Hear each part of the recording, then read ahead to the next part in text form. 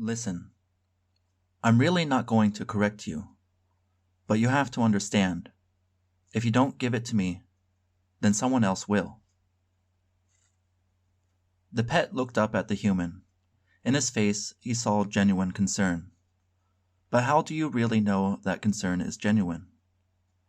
He'd never really experienced it from a human, as far as he knew, since most concern, most kindness, was followed by cruelty sooner or later, some way or another. For him, concern looked like straightened feathers. So the pet hesitated, which was itself something the pet didn't know. The human was asking him, not commanding him. Because he was asked, the thing in his head didn't compel him to do as he was told, to give the human the thing in his hand. That had never happened before, and, now that it did, he was unsure of what to do. Now he had a choice, his first ever offered by a human. Thus, it was also his first taste of a truth that humans live by. Sometimes, often, it's easier not to choose. They were alone in a storeroom, one of the only places where the pet ever had privacy, even if just for a while. This storeroom was full of cleaning supplies, so there was no reason for any of the Marines to be there. Here there were the pet's cleaning supplies, kid-sized mops, brooms, and buckets.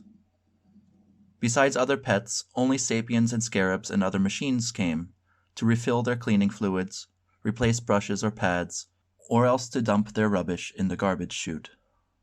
The humans produced a lot of rubbish, so the machines came and went regularly, though none of them paid him any mind. He only had to make sure the other pets didn't see him there. Because there were only machines or pets, the storage room had no cameras or microphone, like in other parts of the barracks. And the thing in his hand, he knew, kept him hidden from the human's electronic senses, the scanners, which were everywhere. He and the other pets could see the scanner's fields, and he could see how the thing changed those fields, changed their waves. And he knew the humans used those things, the devices, though that word was unthinkable to the pet, for hiding from other humans. "Look, I get it," said the human, whose outstretched hand now went to rub the back of his head. Standing there, the human towered over him like all other humans, but also looked out of place, like all other humans. "The other Marines, I know they're cruel to you. I've seen them hit you. I've told them to stop, but I don't really have any authority here. I'm not their commander." The human squatted down, then sat on the floor across from the pet, leaning against a defective cleaning scarab.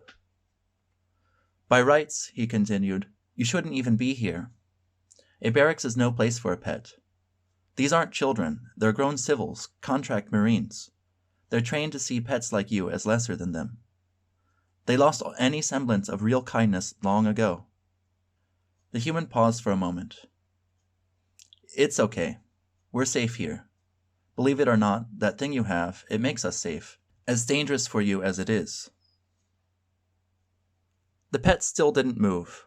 He was petrified, because he was terrified, though less so than he was just moments ago. He was less terrified because something about this human was different. Besides the obvious, that is, for he knew that the human was one of the permanent residents at the base. He was not just a Marine, but an officer, which meant he stayed put while all those under him came and went. Something smelled different about him. The smell of fear was there. No human was without that. But there was something else. In fact, if he could put it into words, he'd say that the human smelled more human than the others. Then again, in all the important ways, he was just like the other humans. He was just as tall and muscular, which meant he was just as menacing. Then again, he was much less menacing now that he was sitting on the floor. That way, the top of the pet's head only just barely reached the human's nose. It was a perspective he had never seen before, and that made him notice other differences. For instance, that nose. It was different from the others, as different as all the others are from each other, but also more than that. It was flatter, broader, bigger. The pet wondered if he could smell better than the other humans. Then there was his skin. While the humans at the base range in color from dark brown to light pink, most of them have perfect, smooth, unblemished skin, and so most of them look artificial. But this human's darkish brown skin was riddled with imperfections: liver spots, moles, wrinkles. His skeletal structure also wasn't like the others. His shoulders were that much more curved, and he walked with more of a slight shuffle than a full-on swagger. Imperceptive, perhaps, to the humans, but not to him. Last, there was the face. There were different colors in it, patches of red in his cheeks, bluish rings under his eyes, as well as pockmarks from acne. He had never seen a human with different colors on his face, only other pets. Hello everyone, this is Lawrence Unders. I am super excited to bring you another reading of A Fish Out of Water. In this podcast, I will be going through the latest drafts of my eco-friendly synthtopian sci-fi novel, reading them scene by scene. This time is the second scene of my prologue.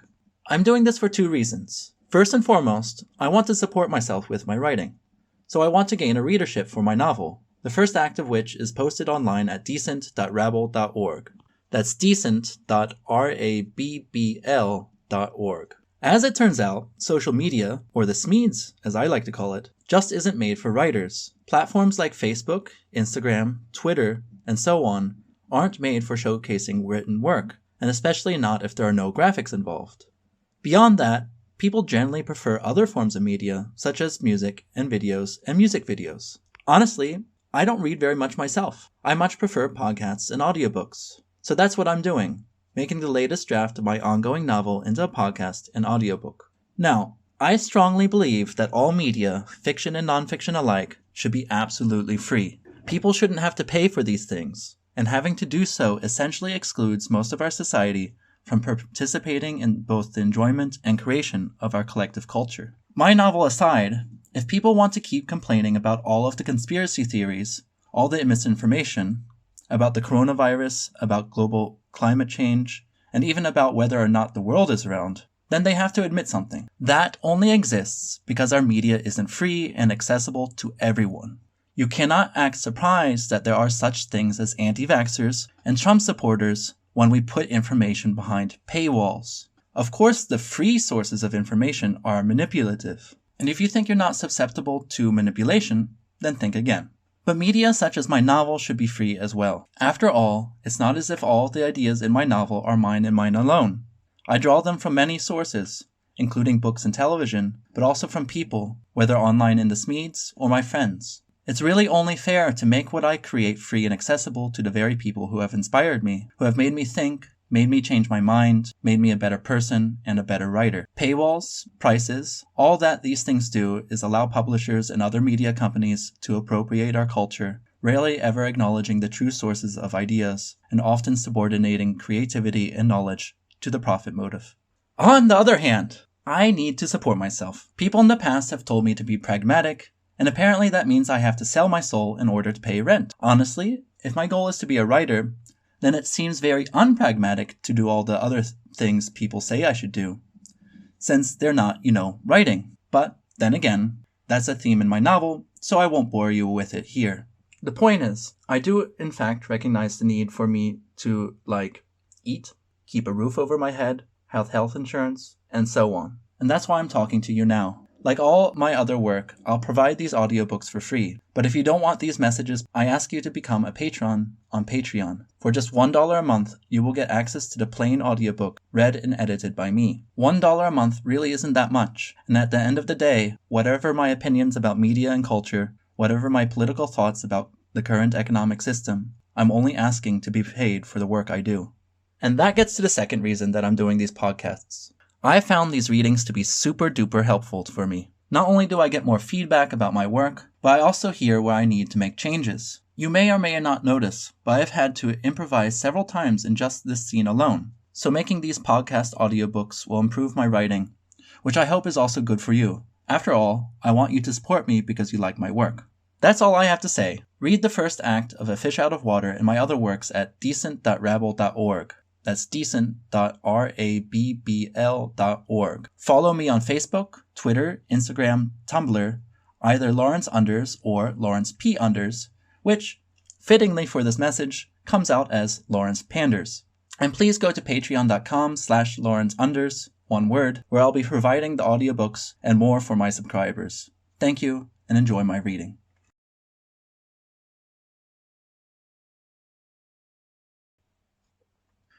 You're right. Why should you believe me? The human continued. In truth, it's nice to be able to sit down and relax for a while. I can't remember the last time that my muscles weren't tense. Do you ever get time to relax? The human paused. You don't have to answer that. It was a dumb question. Humans didn't produce you to be able to relax, did we? We produced you so that we could relax. He paused, then he muttered, well, some of us anyway. Then he frowned. You know what? Relaxing makes me tense. How absurd is that? The pet knew the truth of the matter. This human wasn't like the other humans, because this human was different from the other humans. The other humans on the base, that is. For all his size and girth, he was more like the humans in the broken part of the city, where the pubs lived. He knew that the pubs didn't change themselves, like the civil humans did. They didn't make themselves taller and prettier.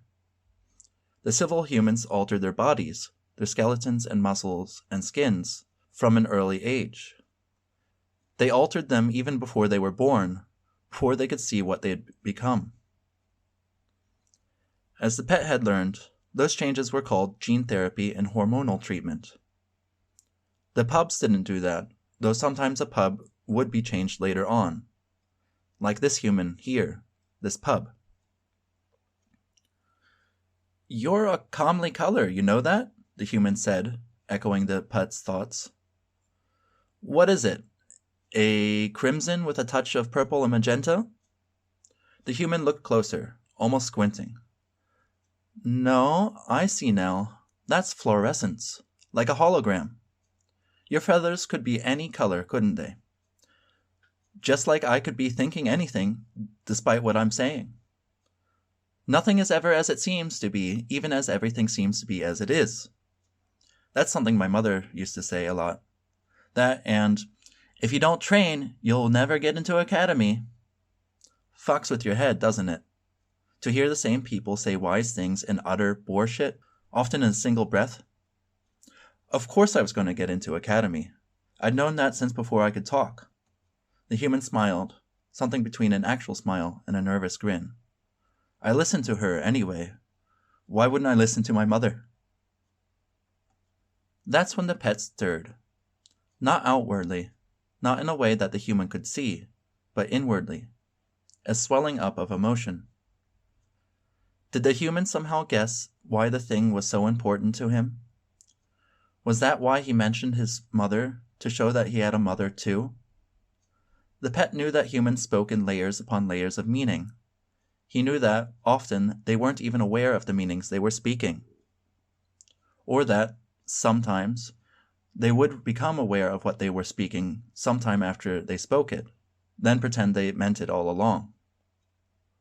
He knew that from watching them, listening to them, observing them, all the while compelled to keep his beak shut. You think in images and senses more than words, don't you? It was a surprising change in subject.